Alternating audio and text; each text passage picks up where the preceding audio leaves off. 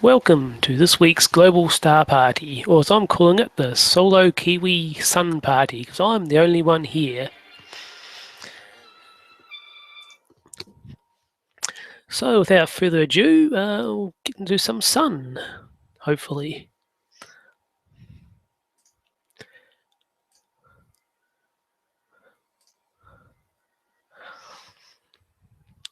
Right, this is today's sun live, as you can see by the moving around, in calcium K light. Calcium K is the lower layer of the sun's chromosphere. It is purely mainly an imaging wavelength, because a lot of people can't see calcium K. It's very way down the purple end of the spectrum. But it does show up some nice details. At the moment, there is very few sunspots on the sun. The top right there where my cursor should be, you can just see this little sunspot there.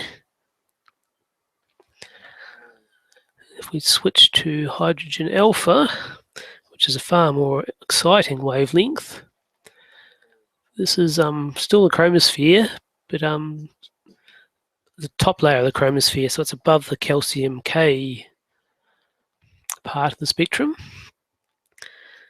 If I just up the gain a bit, we can see some of the prominences around the edge. There's not many today, but there's a few there.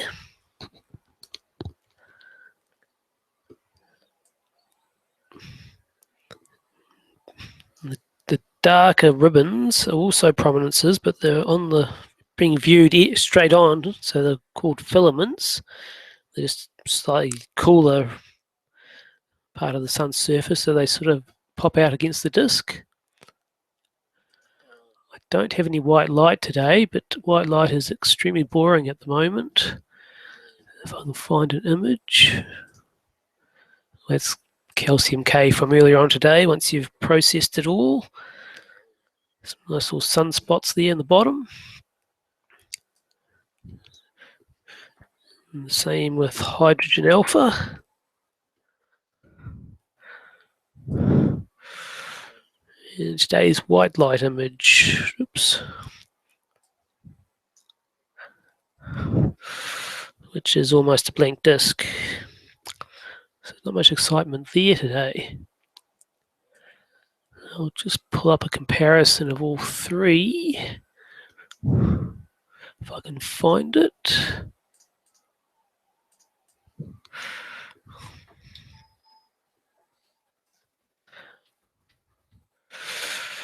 It's all three wavelengths, so you can see the difference between the different filters. Hydrogen alpha being the most exciting, because there's always something happening in hydrogen alpha, even though the white light is pretty boring. So we'll go back to some live hydrogen alpha. And we'll zoom in a bit. By the way, this is going to be a very short VSP because I can't really tell you much about the sun. But there's a bit of prominence action.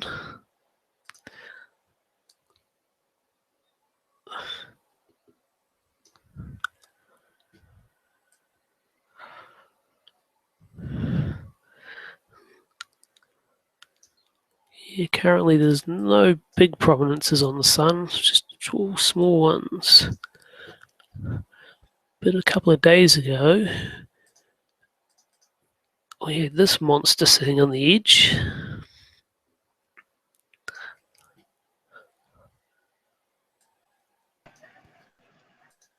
Everybody goes through something, but at least I can do my backpack. It's probably in Nevada or somewhere like that where they allow smoking. Usually your backpack, that's 20 minutes of action. This is a robot player.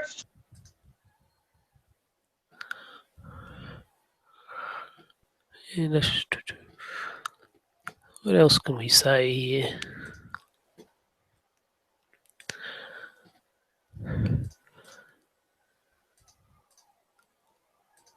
I've run out of sun images, so we'll go to something that happened a little bit earlier this week.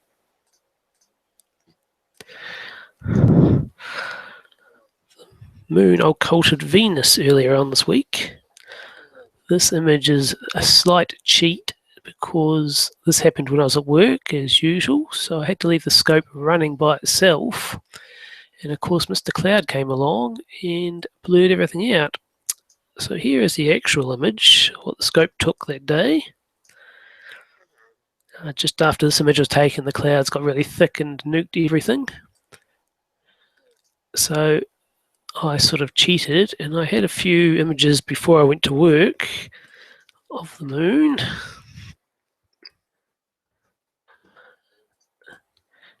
And of Venus. So I threw them all together, overlaid them on top of the horrible image, came up with this. It's just sort of cheating, but you have to get good images somehow these days.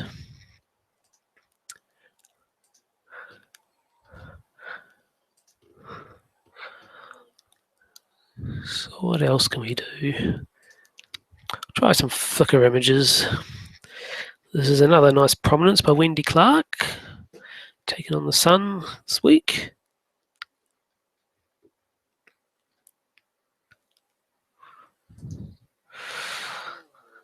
This, I believe, is the Elephant Trunk Nebula from Paul Hutchinson. Something I've never tried imaging myself. I don't even know if I can see it.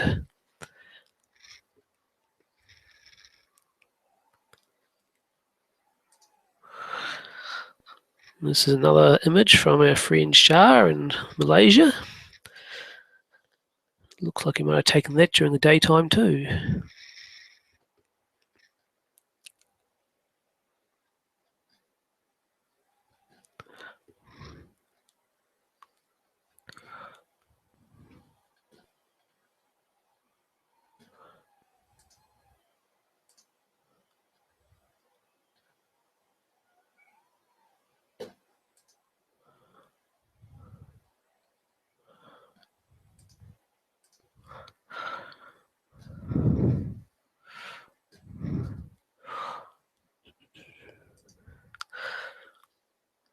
Here we have an image from Sarah and Simon Fisher.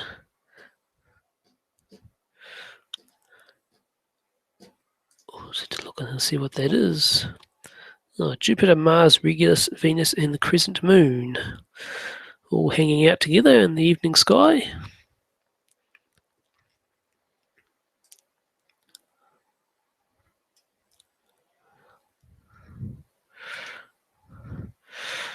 This is the waning crescent moon from David Blanchflower.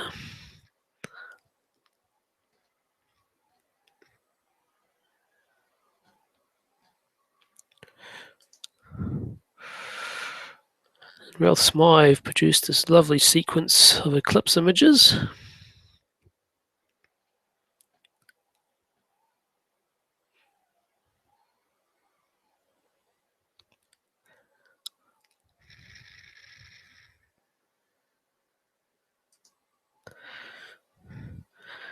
Daniel Heron produced this image of the Moon, Venus, Mars, Jupiter, and Mercury again. This time with a few stars in the background.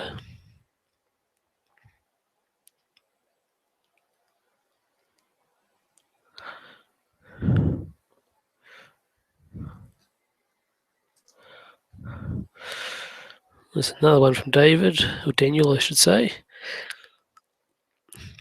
The Moon, Venus, and Regulus.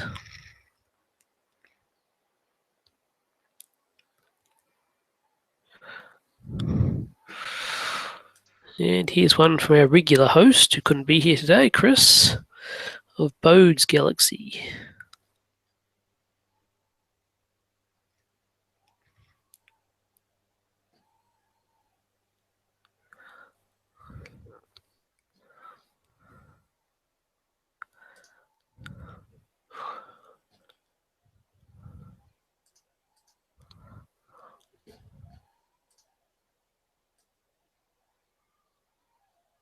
So we'll go back to some HL for sun for a minute.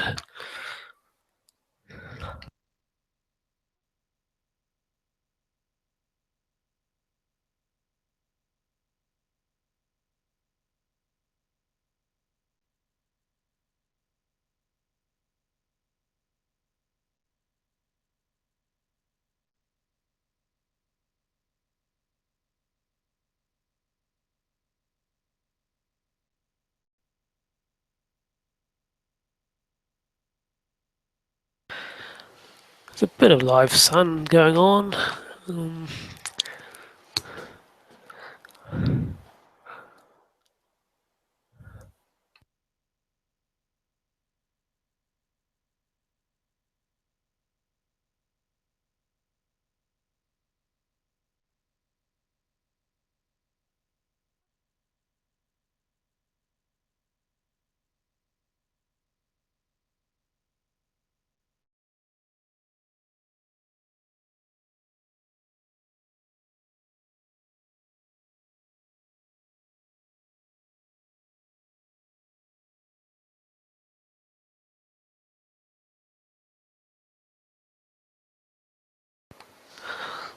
This is all taken through a Lunt LS 80 double stacked solar scope.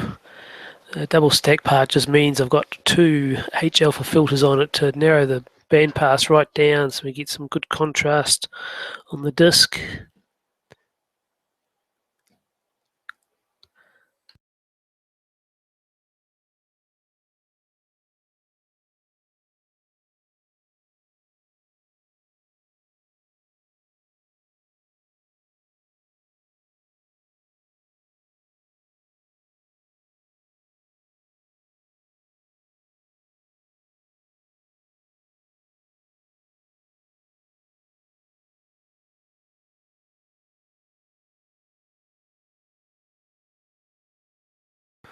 And back to some calcium K.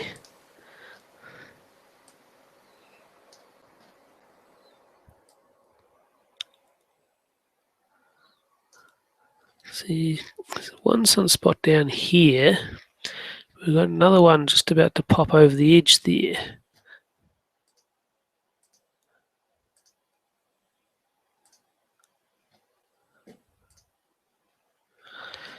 So this one little one down here is active region 2430. I don't think we've got a name for the other one yet.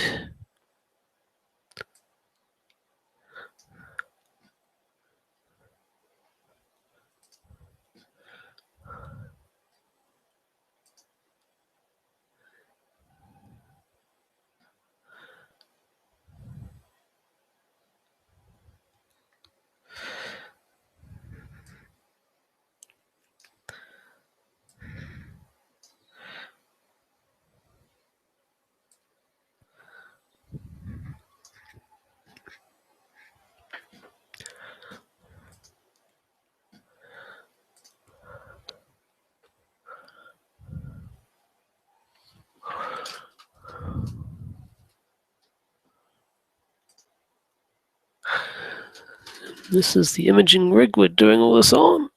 If I can scroll up to it. This little scope here, little black one, is the little Z80 refractor, 80mm. That has got the little CAK module on the other end of it. This is this little puppy. This end here we have a blocking filter which rejects most of the sunlight. And at the other end in here there's a filter that only lets the calcium K wavelength through.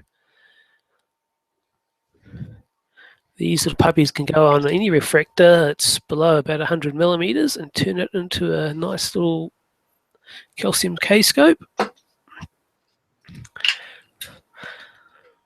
I just move the scope around a bit, you can see the H alpha scope on the other side.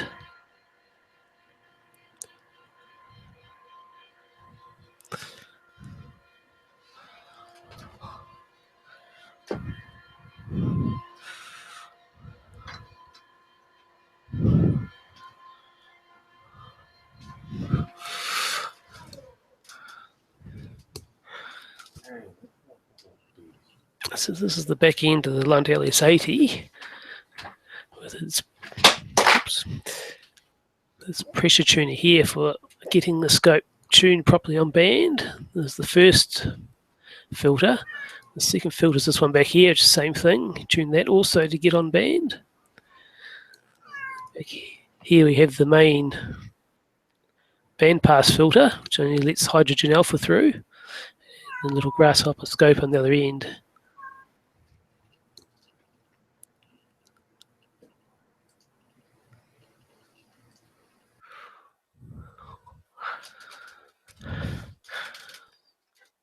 And then right in the middle of all this mess,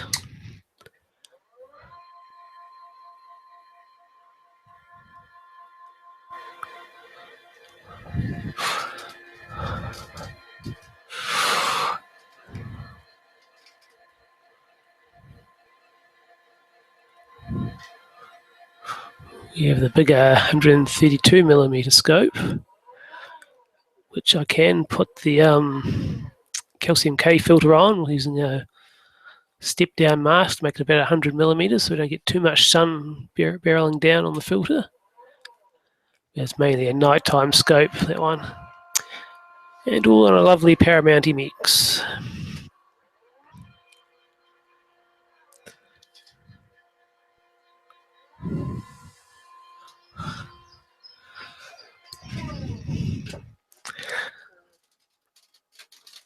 Alright, well, that's much as I can really do tonight. I don't seem to have anything else much to give you, so we'll just end this broadcast now, and hopefully next week we'll have a few more astronomers to fill in the time. Thanks for watching.